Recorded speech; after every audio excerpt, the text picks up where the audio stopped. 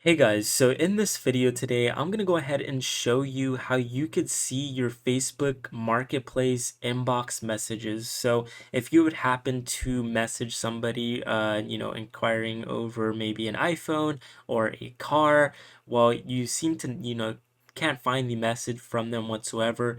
You can find it by doing these steps. Now, going over to the top right hand corner, right next to the search bar, click the little person icon and then click inbox. Now here you'll be able to see all the messages, but you can see that is blank white for me because I haven't messaged absolutely anybody. So you'll be able to see all of your inboxes, your messages, and everything right here. If you're interested in items and all of that. So you can view all of that here on inbox, and that's how you do it. That's how you go ahead and view your Facebook Marketplace inbox messages. I hope you found this video helpful, and if you did, please consider leaving a like on the video, subscribe to the channel, and I will see you all for the next one.